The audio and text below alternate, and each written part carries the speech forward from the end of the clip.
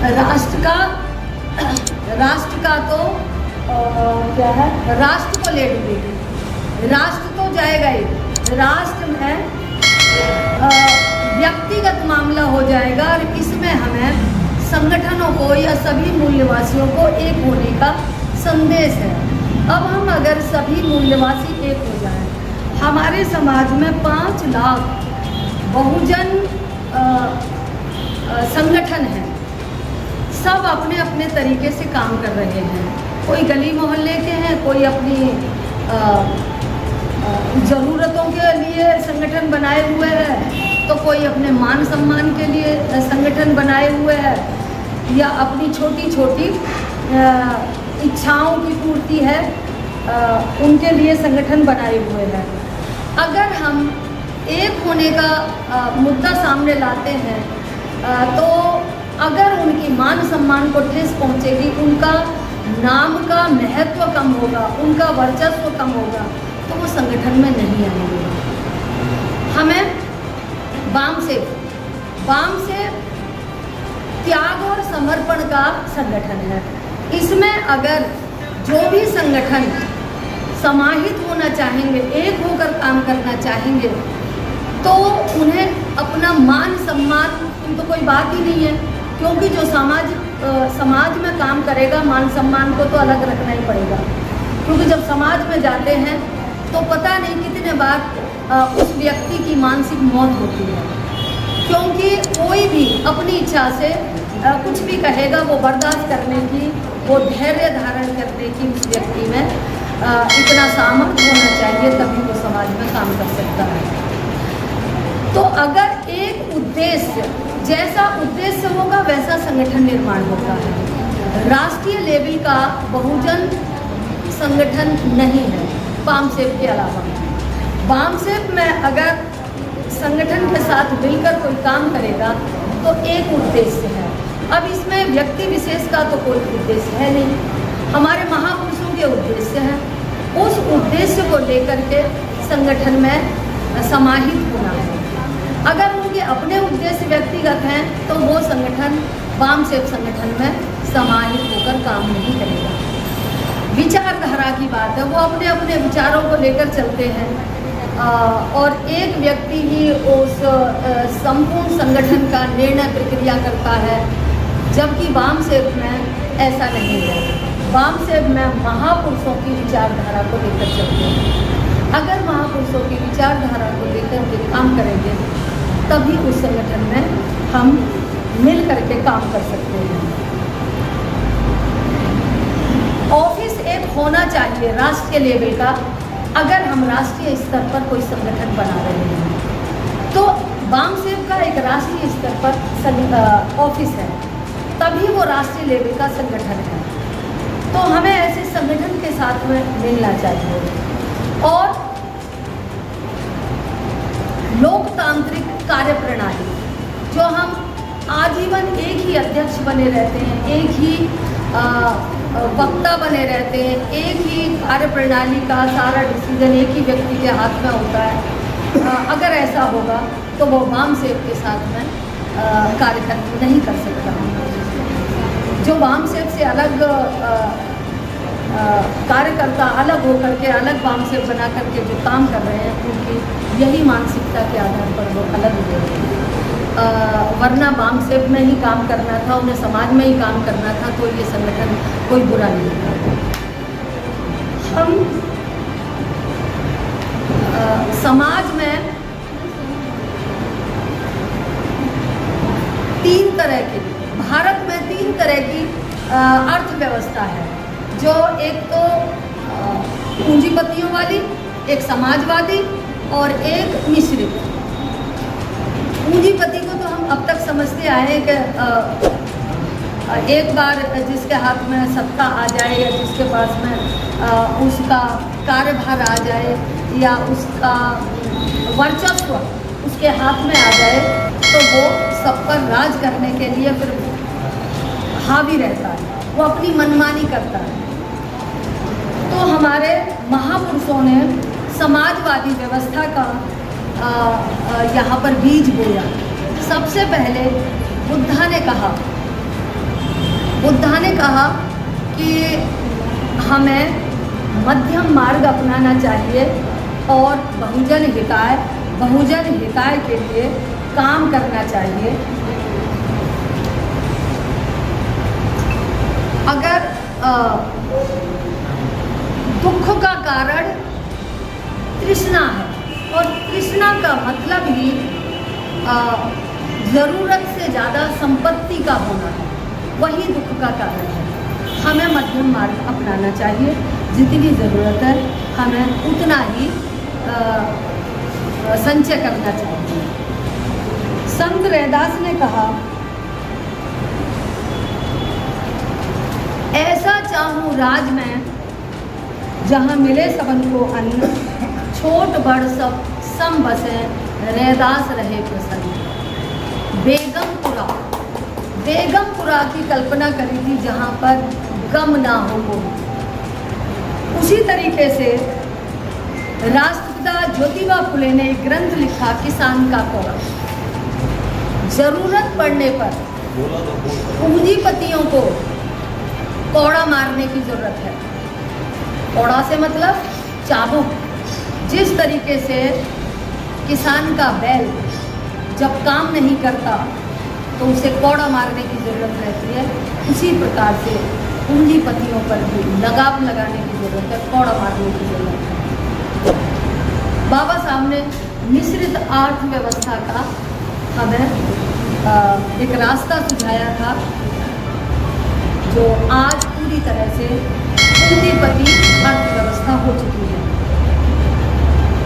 पूंजीपति अर्थव्यवस्था होने से बहुत सारे नुकसान हैं, जो खासकर हमारे मूल निवासी मजदूर, किसान, बेरोजगार नौजवान, इनके लिए ना तो रोजगार मिलता है, ना काम मिल रहा है। जो नौकरियों में पद खाली हैं उनकी भर्ती नहीं है। गरीब अमीर में खाई बढ़ती जा रही है, दूरियां बढ़ती जा रही हैं। इस तरीके से पूंजीपति व्यवस्था को, अर्थव्यवस्था को हटा करके समाजवादी अर्थव्यवस्था को लाने के लिए हमें एक दूसरे को अर्थव्यवस्था जो समाजवादी है वो कैसे कामगर हो सकती है, उसके क्या लाभ हैं, ये एक दूसरे को बताने की बहुत ज़रूरत है। जब हम संगठनों को एकत्रित करते हैं तो वहाँ पर एक खास बात और होती है, हमें अपनी पहचान नहीं, व्यक्ति विशेष की पहचान नहीं, स्थान की पहचान नहीं, बल्कि मूल निवासी पहचान के अंतर्गत हमको एक होना है। ये एक तरीके से ये सब बातें अगर हम हमारे गली मोहल्ले में, हमारे क्षेत्र में, हमारे राज्य में अगर ये संगठन चल रहे हैं तो हमें उनके पास जाना चाहिए, अपने कार्यक्रमों के अंदर बुलाना चाहिए और कोशिश करनी चाहिए कि हम सब एक हो जाएं और एक बैनर के नीचे काम करें। एक विचारधारा, अगर हम मिलते हैं तो बात ये कहते हैं कि एक विचारधारा ही तो है, अलग अलग काम कर रहे तो क्या है। ये गलतफहमी पैदा करने वाली बातें हैं। अगर विचारधारा एक होने से हम एक नहीं हो जाते, हम एक उद्देश्य के तहत एक होंगे। अगर हमारा उद्देश्य एक होगा तो हम एक होंगे। अगर विचारधारा एक होगी तो विचारधारा तो हमें समय के अनुसार या उद्देश्य के अनुसार बदलनी पड़ती है और बदलनी भी चाहिए। उद्देश्य एक रहेगा तो उस उद्देश्य को लेकर हम सब एक हो सकते हैं और उस उद्देश्य के तहत जब जरूरत पड़े तो हम विचारधारा को बदल भी सकते हैं। इस तरीके से हम वामसेवक संगठन ने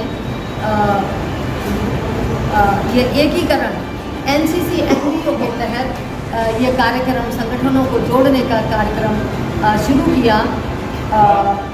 ये 27-28-2021 में राष्ट्रपिता ज्योतिबा फुले सामाजिक क्रांति संस्थान रिंगना बोडी नागपुर में 200 संगठनों को जो लिस्ट बनाते हैं कि किस किस को बुलाना है, जब निकाला गया तो 200 संगठन निकले और 200 संगठन में से लगभग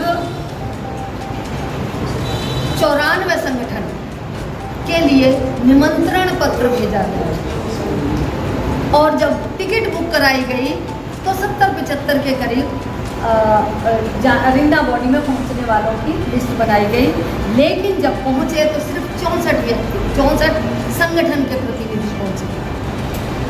तो 64 संगठन, इनमें से 27 संगठन ही पूरी तरीके से एक्टिव भूमिका में थे, जो पूरी तरह से एक्टिव भूमिका में काम कर रहे थे। वो सिर्फ 27 संगठन थे। अब वो 27 हों या कम हो या ज़्यादा हो, हमारे अगर संगठन में आए हैं तो हमें उनका स्वागत है।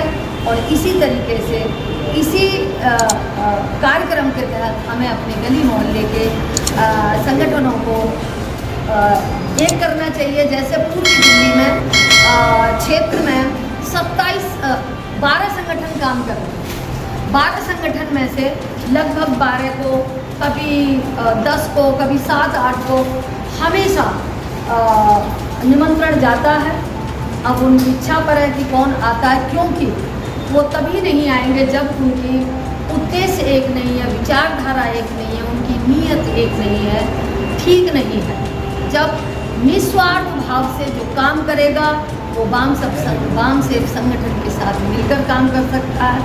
यहाँ पर जो अपना मानसिक, शारीरिक और आर्थिक सहयोग जो करेगा वो इस संगठन में काम कर सकता है।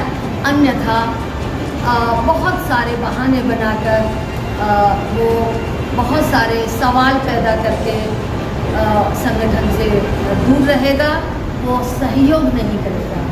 जो तमाम सवाल करता है, लोगों को गुमराह करता है, इसका मतलब वो ना तो वाम सेवक संगठन में काम करेगा, वो किसी संगठन में काम नहीं कर रहा होता है। इसलिए सिर्फ वाम सेवक को ही नहीं, वो अन्य लोगों को भी गुमराह कर रहा होता है। तो हमें व्यक्ति की पहचान करनी है, अपने साथियों के पास लगातार जाना है और संगठन को गति देने के लिए एक दूसरे का, आज का टॉपिक के मुताबिक मूल्यवाची बहुजन सब एक हो जाओ, नहीं तो पूंजीपतियों की गुलामी राष्ट्र को दे मिलेगी। ये टॉपिक के तहत हमें अपनी निरंतर काम करना है और संगठन में शक्ति होती है। इसीलिए हम अलग अलग, चाहे कितनी भी मेहनत करें, अलग अलग जाति के लोग जब तक हम इकट्ठा नहीं होंगे तब तक सरकार के कान पर जो नहीं रहेगी। एक जाति के चाहे हम लाखों लोग इकट्ठे हो जाएं, उसका कोई महत्व नहीं रहेगा। अगर हम अलग अलग जातियों के 500 लोग भी इकट्ठे होते हैं तो सरकार को झुकना पड़ेगा। जैसे किसान आंदोलन हुआ कि जो काले 3 कानून जो आए, उस पर जब सभी जाति के लोग आने लगे और एक आवाज़ उठने लगी, एक तरीके से ब्राह्मणों के खिलाफ, पूंजीपतियों के खिलाफ जब आवाज़ उठी तो उन्होंने अपने जो 3 कानून थे कृषि के वो वापस लिए। वो बात अलग है, तो वो स्थगित कर दिए, बिल्कुल कैंसिल नहीं हुए, लेकिन सरकार को झुकना पड़ता है। इसीलिए हमें एक जाति की नहीं, सभी जातियों के लोगों के साथ में संगठन बना करके काम करना चाहिए, तभी उसकी शक्ति है और तभी हमें मूल निवासियों को न्याय मिलेगा, हमारा मिशन कामयाब होगा और हमारी ताकत का एहसास होगा। जय भीम, जय मूल निवासी।